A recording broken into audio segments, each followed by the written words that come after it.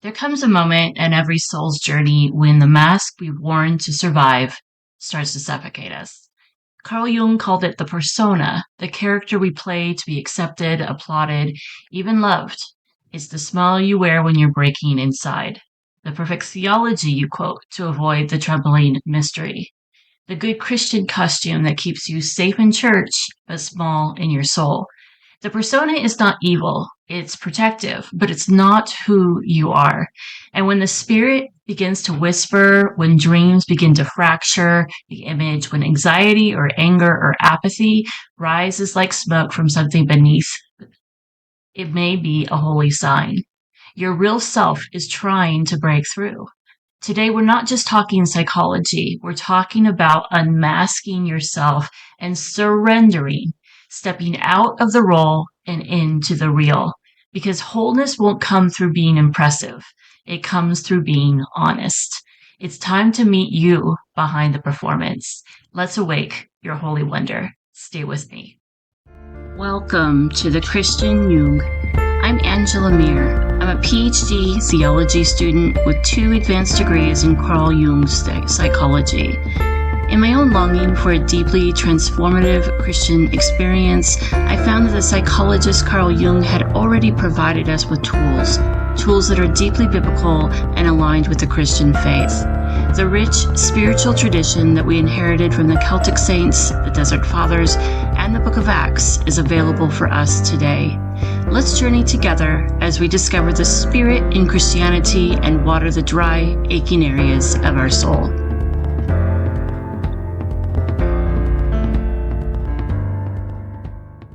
Carl Jung defined the persona as the mask we present to the world, the identity we craft to fit into society, family, church, or culture. It's not it's not false in the sense of being a lie. It is false, however, in the sense of being incomplete. It's the you that performs well at Bible study, but collapses in silence at home. The version of you who knows the right answers, but longs to ask real questions. The word persona comes from the Latin word for mask, originally meaning or used in Greek theater to denote the role an actor played. But here's the catch. The longer we wear the mask, the harder it becomes to tell where it ends and we begin. Jung warned the danger is that people become identical with their personas. The professor with his textbook, the minister with his sermon, the Christian with their image of righteousness. But scripture too speaks to this inner division. In Matthew 23, Jesus calls out the Pharisees, not because they lacked faith, but because they performed it. Everything they do is for people to see. On the outside, you appear righteous, but on the inside, you are full of hypocrisy and lawlessness. The persona is what keeps us polished. The Spirit, however, wants us whole. In storytelling, we meet the persona in every hero's journey. You can see it multiple times throughout Scripture. Think of Moses, the Egyptian prince raised in privilege, hiding his Hebrew identity. It isn't until the mask shatters through murder, exile, and wilderness that he meets the burning bush and hears his true name called. Think of Esther, cloaked in royal garments, silent about her own people, until the mask becomes too heavy to wear and she steps forward with trembling courage, declaring, "If I perish, I perish." Or even Peter, who declares his loyalty to Jesus in public, but denies him 3 times by firelight. These are not stories of failure. They're stories of transformation, of people who wore masks until they didn't. Because the mask may help you survive, but only truth as Jesus can help you live. Jung believed that to become whole, we must confront the persona, not to destroy it, but to see through it, to recognize it for what it is. It's a role we play in society. It's a container and a first stage of identity that must be surrendered if we want to meet the sacred fire of ourselves.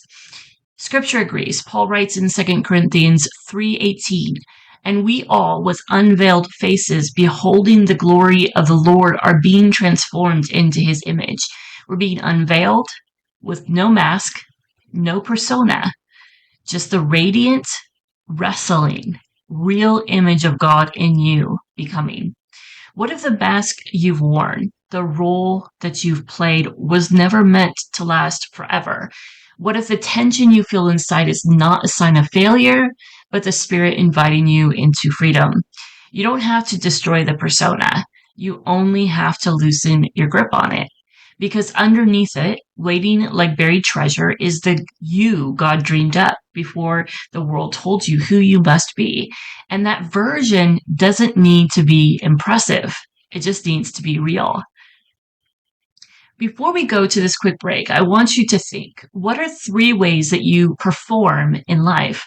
How are those 3 things keeping you from getting to the real you that Jesus is bringing to the surface?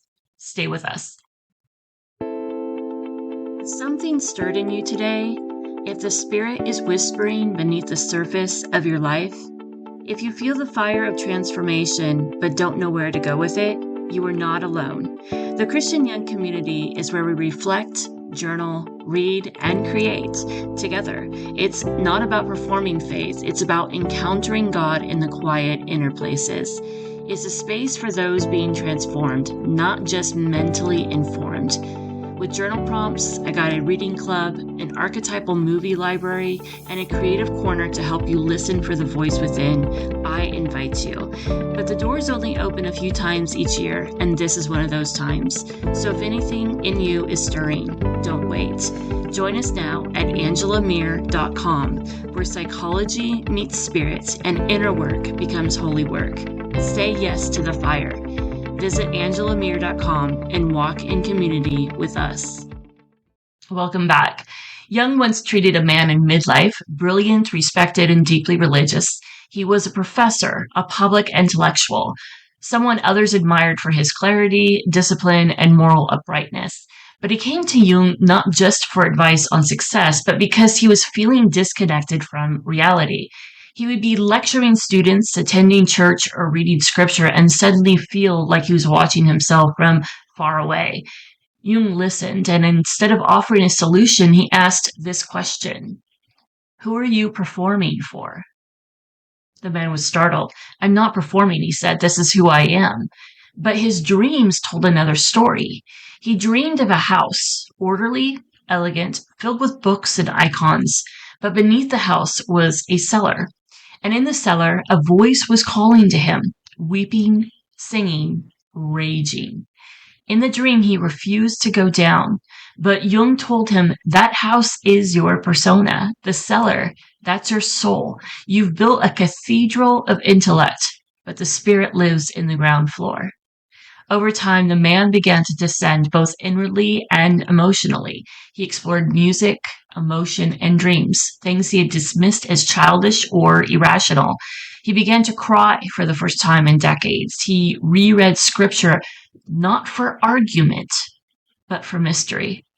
He wrote this in his journal, later shared in Jung's book. "I thought I was called to be a teacher of God.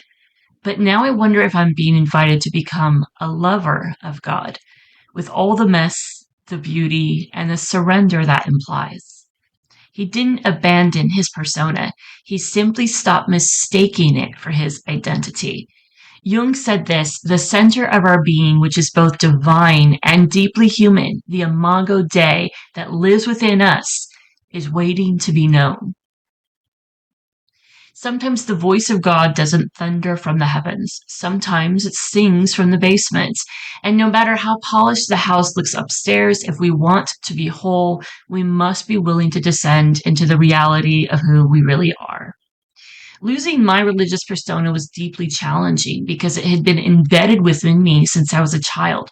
Maybe you recall that a few episodes ago, I had had an awakening where I realized I needed more than just good theology. I actually wanted Jesus to be the lover of my soul. For me, this descent into the cellar began as I read and reread the Song of Solomon. I didn't have good theology about this book. I just had a general sense that the story of two lovers was actually a story of me and Jesus. I realized through the Song of Solomon that I was like the Shulamite woman, but unlike her, I didn't voice my failings to my lover. I hid them and covered them up. This began to change as I was reading and rereading Song of Solomon. I began to speak to Jesus as someone who deeply wanted to know me. My persona mask began to drop because I no longer wanted to keep anything from him. Paul went through something like this too. He said, 3 times I pleaded with the Lord to take it from me. But he said, my grace is sufficient for you, for my power is made perfect in weakness. Therefore, I will boast all the more gladly about my weaknesses so that Christ's power can may rest on me. That is why, for Christ's sake, I delight in weaknesses, in insults, in hardships, in persecutions, and in difficulties. For when I am weak, then I am strong. In the Christian Jung community, I go deeper into how I actually applied this in real time, how I actually did things to awaken myself out from a persona. You were given in this Christian Jung community all the tools you need to learn to what is awakening within you and to inspire Christian faith into the realm of spirit. Go to angelameer.com to join us. So we don't choose our persona consciously. It begins as a survival instinct. As children, we learn quickly what earns approval and what gets silenced. We shape ourselves to fit the expectations of our family, our church, and our culture. We become good, smart, helpful, quiet, strong. Whatever keeps us safe and loved. In Jungian terms, the persona is adaptive. It's a bridge between the individual and the collective. It helps us function in the world, wear the right face for the right role: parent, pastor, professional, worship leader. The danger isn't that we wear it. The danger is when we forget we're wearing it. In Galatians 1:10, Paul wrestles with this exact tension.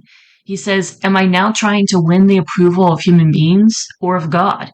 If I were still trying to please people, I would not be a servant of Christ. At some point, the persona, once protective, becomes a prison. What begins as survival can end in stagnation. Maybe you're experiencing this in your own life, places where it just doesn't seem as vibrant or alive as it may have been in the past or ever at all. We stop listening to the wild God within us and start performing for the world around us.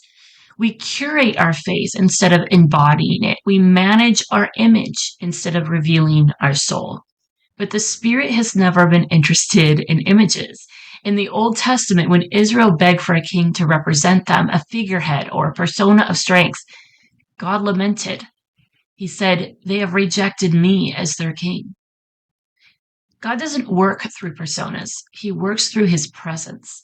This is why Jesus, the image of the invisible God, did not come in royal robes, but with dust on his feet and questions for us in his mouth. He came as truth with a capital T, not performance, and he calls us to do the same. There is an invitation in this episode for a sacred undoing, and when your mask begins to crack. In the Jungian process, the confrontation with the persona often marks the beginning of your individuation, the turning inward, the sacred unraveling of who you thought you were, so that you can become who you really are. This unraveling usually starts with dissonance, maybe burnout from being too good, a sense of hollowness despite doing everything right, dreams that challenge your identity, a crisis of faith that cracks the image. Does this sound familiar? Jung called it a breakdown of the outer frame, a collapse that creates room for the inner self to rise. Scripture calls it dying to self, not annihilation, but transformation. As Jesus said in Luke 9:24, whoever wants to save their life will lose it, but whoever loses their life for me will save it. But here's the paradox. What you're losing wasn't you to begin with. Throughout Scripture, the Spirit calls people out of persona into presence. Jacob lies, manipulates, performs until he has to wrestle with God for his blessing. David, a shepherd, puts on Saul's armor, a literal persona, before realizing he must face Goliath as the man he is himself. Paul wears the mask of religious zeal, a Pharisee of Pharisees, until he's blinded on the road and sees the truth. Even Jesus asks, who do you say that I am? He wasn't looking for titles. He was inviting relationship. He was inviting depth. I ask you in each episode to reflect on your own mystical practices with Jesus, or to start incorporating contemplative exercises in your life. And as you reflect on today's episode, I encourage you to spend an hour deeply reading the Song of Solomon. See how the persona of your life reacts to this deeply resonant piece of poetry that one of my secular professors actually called the best piece of poetry in the ancient world. Let the experience move you, not just preach at you. Next episode, we're going to discover why dreams are so vital to understanding our soul and its dance with our Creator. We'll be here every week, diving deeper into the profound union of faith and psychology. Join me again, same time next week, to continue journey toward God as Divine Spirit. But today, as we end, I encourage you to spend 3 to 5 minutes in quiet reflection. Sit in silence before God. What is He showing you in this moment? As we do that, I'm going to guide you into this closing prayer by St. John of the Cross. O guiding night, O night more lovely than the dawn, O night that has united the lover with his beloved, transforming the beloved in her lover.